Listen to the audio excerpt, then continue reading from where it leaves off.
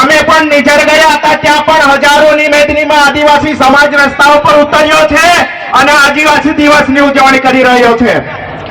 આજ ઉત્સાહ અને ઉમંગથી આપણે સોનગઢમાં પણ દર વર્ષની જેમ આજે આપણે ભેગા થયા છે અને બધા જ પોતાની સંસ્કૃતિ પ્રમાણે કપડાં પહેરીને આવ્યા છે. એ જ આપણી એકતા અને આપણી તાકાત છે. કાલે જ મને રૂપપરાથી લાલુભાઈનો ફોન હતો કે યુસુફભાઈ અમારા વિસ્તારમાં ગુડ ટ્રેન વાળા પાછા આવવા લાગ્યા છે, પણ આ તાકાત સાથે તમારી તાકાત, તમારી એકતાથી હવે આપણે આપણા ગામડામાંથી રેલવે પર જવા દેવાના. આપણને સરકાર જ્યારે હોય ત્યારે વિસ્થાપિત કરવાની વાત કરે છે, જ્યારે હોય ત્યારે આદિવાસીઓને ઉઠાડી મૂકવાની વાત કરે છે, પણ આપણે બધા સંગઠિત છે. 9મી ઓગસ્ટે જે રીતે આપણે રસ્તા ઉપર ઉતરી પડ્યા છે, એવી રીતે આપણા વિસ્તારના એક પણ ગામડાવાળાને વિસ્થાપિત કરવાની વાત હોય તો તમે બધા આવશો ને?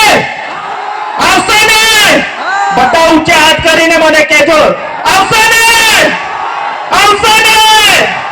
આવશો ને? क्या लगा था मैं इलेक्शन हार गया तो छुप जाऊंगा? क्या लगा था मैं इलेक्शन हार जाऊंगा तो छुप जाऊंगा? अभी तो डबल ताकत से निकलेंगे और आदिवासी समाज को आगे बढ़ाना काम करेंगे. ઘણા જુલમો જોયા, 16 જેટલા આદિવાસી સમાજ માટે કેસો થયા. આજે બી તાકાતથી તમારી સામે ઉભા છે.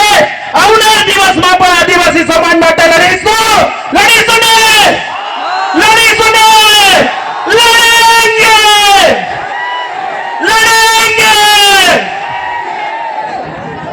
હેલ્મેટ ની પહેર્યું હોય ને તમને પકડ્યા હોય એટલા કેટલા જણા છે? ઊંચા હાથ કરજો. લાયસન્સ ની હોય ને આપણને પકડ્યા હોય કેટલા જણા છે? આરસી બુક ની હોય ને આપણને પકડ્યા હોય એટલા કેટલા જણા છે? હવે પછી આપણે આરસી બુક લઈ લેવાની છે,